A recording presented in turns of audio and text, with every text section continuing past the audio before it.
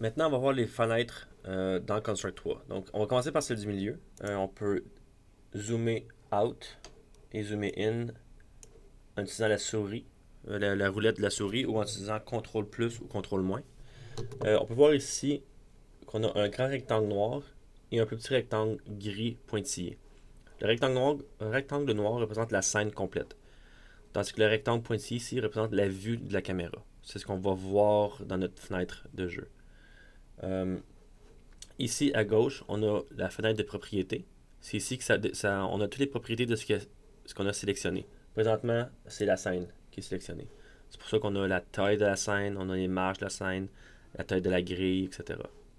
Si on prend autre chose, ben on a seulement ça. Mais si on cliquerait sur un objet, on aurait les propriétés de l'objet. Ici, on a la fenêtre de projet dans laquelle on a tous les dossiers et tous les objets qu'on va utiliser. Présentement, par défaut, on a le dossier des scènes dans lequel on a la première scène et le dossier feuille d'événements dans lequel on a notre première feuille d'événements qui sont reliés une à l'autre. On a le dossier type d'objet dans lequel on va mettre tous les sprites, les arrière-plans, les particules qu'on va utiliser dans notre projet. On a son et musique qu'on va probablement utiliser aussi. Vidéo et police, on va peut-être les utiliser, mais je ne crois pas qu'on va les utiliser pour le tutoriel. Ici, une autre fenêtre qui va être utilisée, c'est la fenêtre de calque. On va en parler plus tard. Sachez juste seulement que ça va être utile. Euh, Sinon, une autre chose qui est importante, on peut changer de fenêtre ici en haut, entre la scène 1 et la feuille d'événement, ou en cliquant ici dans les objets. La scène ici, c'est là qu'on met les objets. Donc, c'est là qu'on va faire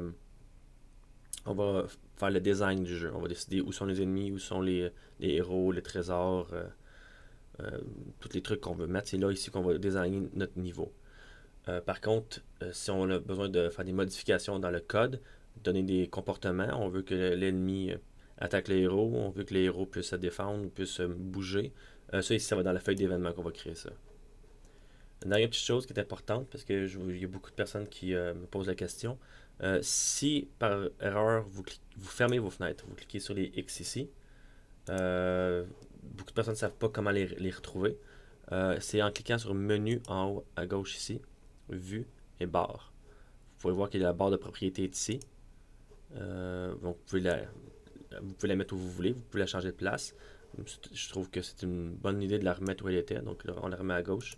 Et je vais faire la même chose avec les deux autres. Donc barre de projet, on la remet à droite.